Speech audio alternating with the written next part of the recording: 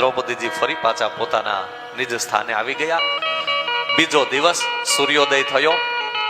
રોજના માટે અર્જુન અને ભીષ્મ દાદા સામ સામે યુદ્ધ કરે, પણ છતાં યુદ્ધનો નિયમ તો જોજો. તોય અર્જુન રોજ માટે સવારે પહેલા પગે લાગવા ભીષ્મ દાદાની પાસે જાય. યુદ્ધ પોતે સામ સામે કરે, પણ છતાંય સવારમાં પહેલાને પગે લાગે, એના આશીર્વાદ મળે. રોજ માટે દાદાને આશીર્વાદ આપતા કે વિજયી ભવ, વિજયી ભવ.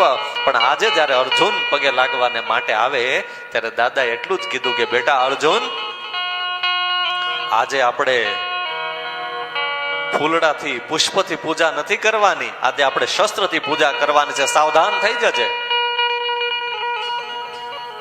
અને એ સમયે પ્રભુ પરમાત્મા સાથે રાખી અને જ્યારે અર્જુન યુદ્ધ કરવાના છે, અને એ સમયે જે અર્જુનનું યુદ્ધ થયું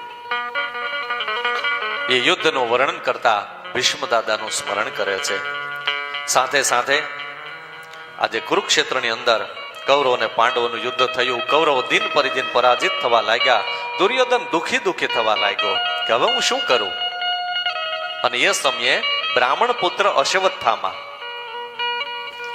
આપણા 7 ચિરંજીવી છે કે જેને આપણે સવારે માત્ર યાદ કરીએ ને તો પણ ઘણું પુણ્ય મળે.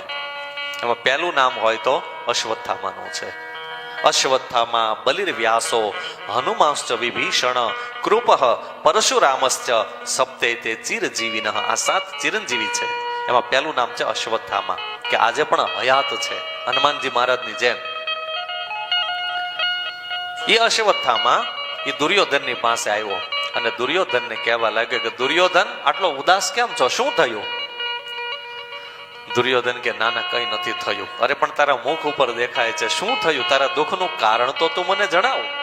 અને ત્યારે દુર્યોધન કહેવા લાગ્યો કે અશ્વત્થામા, જ્યાં સુધી આ ધરાની ઉપર પાંડવો જીવે છે, પાંડવો શ્વાસ લે છે, ત્યાં સુધી મને ક્યારેય શાંતિ નહીં મળે. અશ્વત્થામા કે બસ આટલું જ દુઃખ છે? 5 પાંડવોને હું મારીશ. દુર્યોધનને થયું કે આટલી મારી મોટી સેના, પણ છતાં જે 5 પાંડવોને કંઈ કરી શકતા નથી, અને બ્રાહ્મણનું સંતાન અશ્વત્થામા એમ કહે છે હું મારીશ. અને એ જ સમયે ભગવાન શ્રી હરિને ખબર પડી. ભગવાન શ્રી હરિને કઈ ગમતું નથી. રાત્રિ થઈ અને જે જગ્યા પર પાંડવો નિત્યને માટે સૂતેલા હોય, આજે ભગવાન ત્યાં ગયા, પાંડવોને જગાડ્યા, પોતાની સાથે લઈ અન્ય બીજી જગ્યાએ સુવડાવ્યા. અને રોજના માટે જ્યાં પાંડવો સૂતા હોય ને, આજે 5 પાંડવોના બાળકો ત્યાં સૂતેલા છે, માથે ઓઢેલું છે વસ્ત્ર અને સૂતેલા. એ સમયે પેલો અશ્વત્થામા રાત્રિના સમયે હાથમાં ખડગ લઈને આવ્યો. ઓઢેલો 5 બાળકો હતા. થયું કે આ 5 પાંડવો સૂતેલા છે, અને એ સમયે ખડગ લઈ અને 5 બાળકોના મસ્તક કાપી નાખ્યા.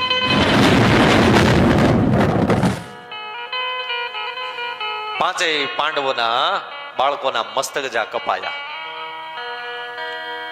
એ મસ્તક હાથમાં લઈ એમાંથી લોહીના ટીપા પડે છે, લોહી નીકળે છે હજી, પણ હાથમાં રાજી થતો થાય કે આજે દુર્યોધન રાજી થઈ જશે. કારણ કે 5 પાંડવોના મસ્તક, આજે હું એને કહી દઉં કે લે આ 5 પાંડવોના મસ્તક. 5 પાંડવોના જે બાળકો હતા એના મસ્તક કાપી પાંડવો સમજી અને મસ્તક લઈને જાય છે રાજી થઈને. અશ્વત્થામા આવ્યો દુર્યોધનની પાસે. દુર્યોધનને કહેવા લાગ્યો કે લે દુર્યોધન, આ 5 પાંડવોના મસ્તક. અને એ જ સમયે મહાભારતની કથા બતાવે, એક મસ્તક દુર્યોધને હાથમાં લીધું અને હાથમાં લઈ અને પોતાના હાથેથી વજન આપવા લાગ્યો. એમાં એ મસ્તક ફૂટ્યું, અને મસ્તક જ્યાં ફૂટ્યું એ જ સમયે દુર્યોધન કહેવા લાગ્યો કે આ પાંડવોનું મસ્તક ન હોય.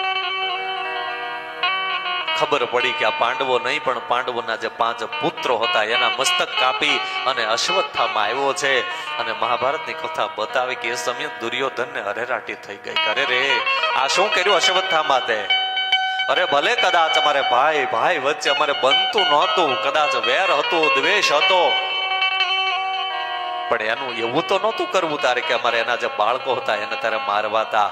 અરે અમારી પાછળ કોઈ પિંડદાન કરવા વાળું, કોઈ જલપાન તર્પણ કરવા વાળું કોઈ ના રહ્યું. ત્યાં શું કર્યું? પણ ઘટના ઘટી ગઈ. આ બાજુ રોજના માટે દ્રૌપદીજી પોતાના 5 બાળકોને જગાડવાને માટે આવે પાંચેય બાળકો મસ્તક ઉપર ઓઢેલું છે અને દ્રૌપદીજી જ્યારે જગાડવાને માટે આવ્યા એ મસ્તક ઉપરથી જે વસ્ત્ર હતું વસ્ત્ર જ્યાં ખેંચ્યું અને વસ્ત્ર ખેંચવાની સાથે જોયું ને તો પાંચેય પાંડવોના ધડ પડેલા, મસ્તક વગરના ધડ પડેલા અને દ્રૌપદીજીએ જે ચીસ નાખી છે એની ચીસ જ્યાં પડી અને એવું રુદન શરૂ થયું દ્રૌપદીજીનું. ભાગવતજીમાં કથા છે કે દ્રૌપદીજી એટલું રડ્યા કે પ્રકૃતિ આખી રડવા લાગી છે. અરે આપણા દીકરાને વાલા પરિવારજનો કંઈક થયું હોય ને, કંઈક તાવ આવ્યો હોય અથવા કંઈક બીમારી થઈ હોય ને, દીકરો ન જમે ને ત્યાં માં પણ ન જમે કે મારો દીકરાએ કંઈ ખાધું નથી, મારાથી કેમ જમાય. તો આજે પોતાના 5 દીકરા તેના મસ્તક કાપી નાખે, માની કેવી સ્થિતિ થઈ હશે. ચીસ નીકળી ગઈ અને ચીસ સાંભળતાની સાથે પાંડવો બધા દોડીને પાંચેય આવવા લાગ્યા કે શું થયું. દ્રૌપદીજી મુખમાંથી કંઈ બોલાતું નથી, માત્ર આંગળીથી બતાવે છે કે જુઓ અહીંયા પાંચેય પાંડવોના ધડ માત્ર પડેલા છે, મસ્તક નથી એની પાસે, મસ્તક કોઈ કાપી નાખ્યા છે. અને એ સમયે રુદન કરવાનું કારણ એટલું વધી ગયું કે મારા પુત્ર એવો તો કયો કોનો ગુનો કર્યો, કોનો એવો અપરાધ કર્યો કે વગર કારણે આજે મારા દીકરાની કોઈ હત્યા કરી નાખી. અરે કદાચ એ તો રાત્રે સૂતેલા હશે, એને ખબર પણ નહીં હોય કે કોઈ મારા મસ્તક આજે મારા કાપી નાખશે. ભગવાનનું છેલ્લી વખત એના મુખમાંથી નામ પણ નહીં બોલાયું હોય. અને દ્રૌપદીજીનું રુદન વધવા લાગ્યું. દ્રૌપદીજી ખૂબ રડે.